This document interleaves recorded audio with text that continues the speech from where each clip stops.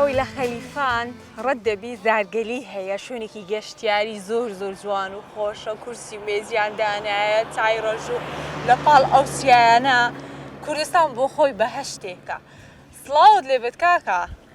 ئەحواڵت بەم بێمە ئەو لە چۆنی تەندروستی جێەکەتە وەڵڵاهی ئەمن باشم ئەگەرەتە باش بێت یا ڕەبی سەلامەت بێ. جێەکەتان زۆر خۆشە شوێنێکی گەشتیاری زۆر خۆشە ئێرە گەشتیار زوو سەردانی ئێرە دەکات ئێواران دێنیان کاتێک زیاتر دێن بە زۆری ئێواران عەسران دێن بە زۆری عەسران دێتە جێک لەناو باخچەشدا دەنیشن لەناو باخچەشدا دەنیشن جا چایەکەت ئازرە ئازرە بەرێ سبەینان سەعات چەندێ ئێرکانە شەش ینی سبەینانتان نییە دانی سبەینان ناوەڵە بەس چایمانەیە بەس چاو کێک و ئەو نەستەلە ئەو شتانە هەیە زۆر باشە وڵای زەمن حەزمێ چایەکی ڕۆژوی زۆر خۆش بکەم بەو سبەینێ لە باش چایەکی خۆشم لە بۆ تێ بکە بالەکنە باشەوە بۆ ڕۆژێک گڵۆپانە لۆ پێەیە لۆ ناکوژێنەوە کارەبا کەمە کاکە زۆر ئێستا ناوەڵە زۆر نییە نابی زیادە ئیسرافی بکەین با کوردستانمان خۆش بێت ئێستا دەکوژینەوە دەستەکان خۆش بیتن چایەکی خۆشیش لە بۆ خۆت تێ بکە.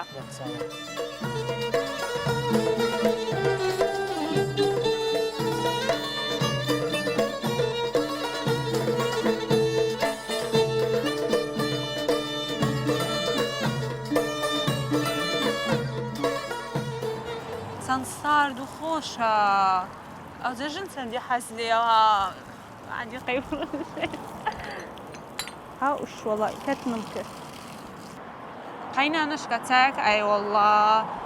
دەستەکان خۆش بی زۆر سپاس با چایەکی بخۆم پێش هەموو شتێکی خۆتان دەزانن چای سەر ڕەژوی زۆر خۆشە زۆریشم وە گوتێ.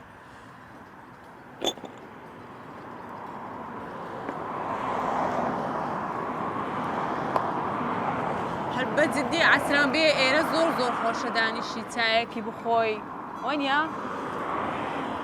هەر بەتەنی لێرە ئیش دەکەی یا ڕەبی لەش ساغ بیتن وەڵڵای چایەکەش زۆر خۆش بوو.